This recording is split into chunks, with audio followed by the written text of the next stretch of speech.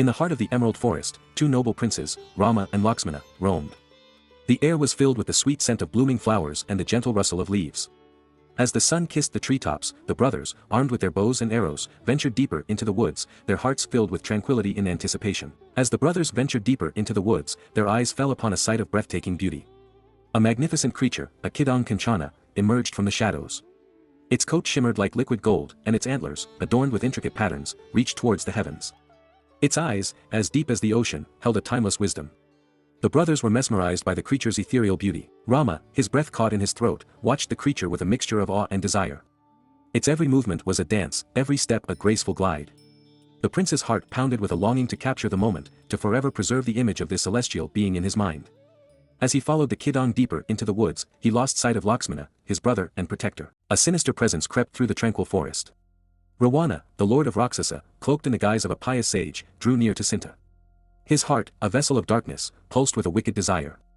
As he approached the innocent princess, a chill wind swept through the trees, heralding the impending doom. As Rama and Lakshmana were lost in the depths of the forest, pursuing the elusive Kidong Kanchana, a terrible fate befell Sinta. The king of Rakshasa, Ravana, seized the opportunity. With a sudden, violent move, he cast aside his disguise, revealing his monstrous form. A blood-curdling cry echoed through the air as he carried Sinta away, leaving a trail of fear and despair in his wake. As the sun began its descent, casting long shadows across the forest floor, Rama felt a growing sense of unease. The once tranquil woods now seemed to harbor a sinister silence. A cold dread crept into his heart as he realized that he had lost track of Lakshmana and Sinta. He called out for them, his voice echoing through the empty forest, but there was no response. With a heavy heart, Rama ventured deeper into the Dandaka forest, his eyes scanning the horizon for any sign of Sinta. As he traversed the dense foliage, he stumbled upon a heart-wrenching sight. The mighty Jatayu, a guardian of the forest, lay dying, his once vibrant plumage now stained with blood. With a raspy breath, Jatayu recounted the tragic tale. He spoke of a monstrous Rakshasa, Ravana, who had descended from the skies and carried Sinta away. The old warrior's eyes, filled with sorrow and regret, closed as he succumbed to his wounds. A surge of anger and grief consumed Rama. He vowed to avenge Sinta and bring Ravana to justice. With a heavy heart, he carried the weight of his promise, determined to traverse the darkest depths of the underworld to reclaim his beloved. With staggering steps, they approached Sugriva's throne. Their eyes, usually sparkling with excitement, were now dim, filled with deep sadness.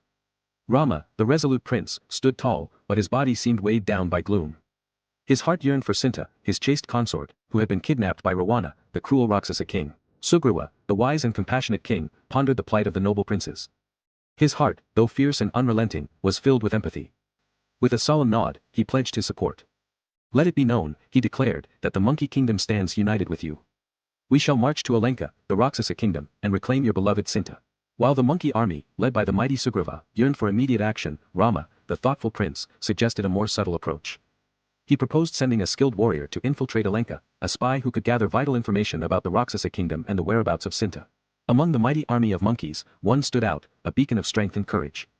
Anoman, the son of the wind god, was renowned for his immense power and unwavering loyalty. His ability to shape-shift and fly made him the perfect candidate for the perilous mission. With a nod of approval, Rama and Sugriva turned their gaze towards Anoman, entrusting him with the fate of Sinta. Before sending Anoman on his perilous journey, Rama entrusted him with a sacred token, a ring that symbolized their bond. Take this ring, Anoman, Rama said, his voice filled with hope, show it to Sinta as a proof of my love and my promise to rescue her. With this symbol of our love, she will know that I am coming for her. With a heart filled with determination and a mind resolute, Anoman took to the skies. His powerful wings, honed by years of practice, carried him across vast oceans and towering mountains.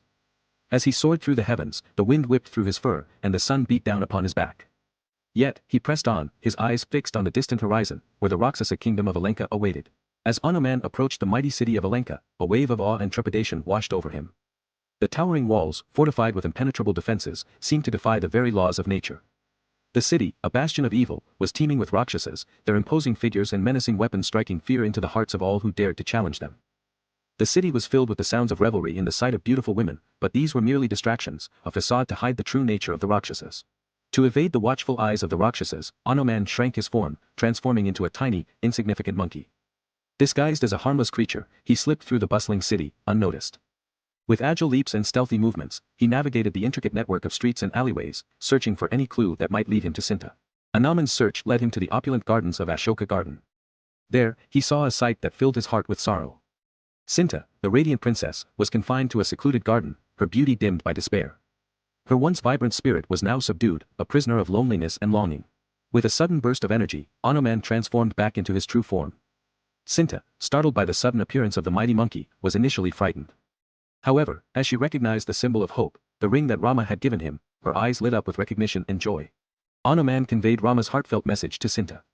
He assured her that Rama was coming to rescue her and that hope had not yet faded. Sinta, though comforted by his words, was filled with a mix of hope and despair. She longed to be reunited with Rama, but she also feared for his safety. Anoman, eager to end Sinta's suffering, urged her to escape with him. He promised to protect her and bring her back to Rama. However, Sinta, bound by her duty and honor, refused to leave. She feared that her departure would bring harm to others and disrupt the delicate balance of the world. Anoman's heart ached as he saw the despair in Sinta's eyes. He knew he couldn't force her to leave, but he also couldn't bear to see her suffer.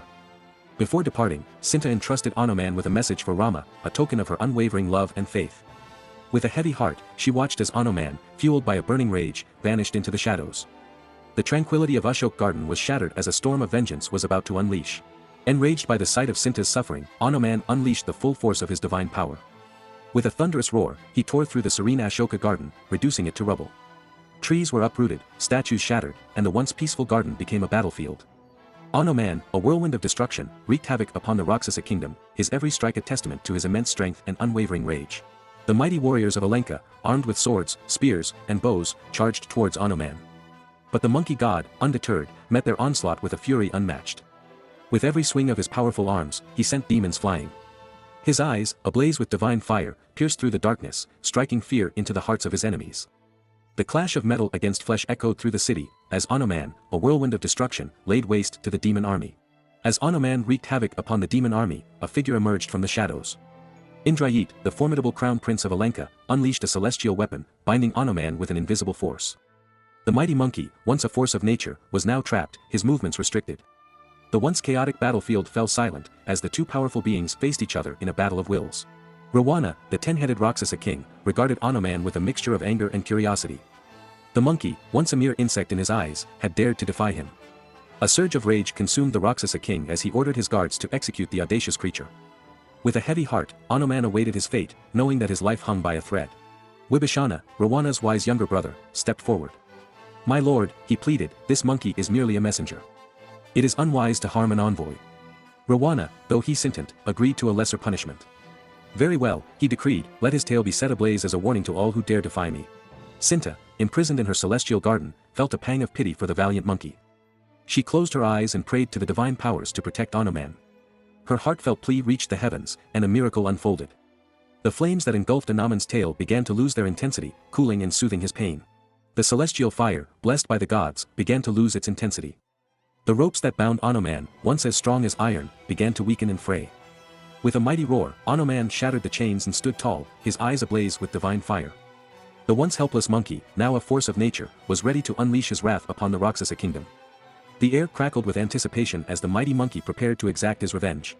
With a terrifying roar, Anoman unleashed his fury upon the Rakshasa city. His tail, still ablaze, acted as a fiery whip, setting structures ablaze. The once majestic city of Alenka was transformed into a sea of flames.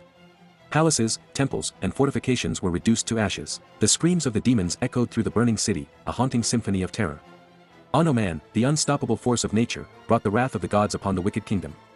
Every corner of the city was consumed by fire, except for the place where Sinta was imprisoned. The once glorious city of Alenka was now a charred wasteland, a testament to Anoman's wrath. As the last flames flickered and died, a sense of peace washed over him. His mission was complete. He had avenged Sinta's honor and struck fear into the hearts of the Rakshasas. With a heavy heart, Anoman turned his gaze towards the ocean, a symbol of both hope and farewell. He knew that the time had come to return to Rama, bearing the news of his success and the promise of a brighter future.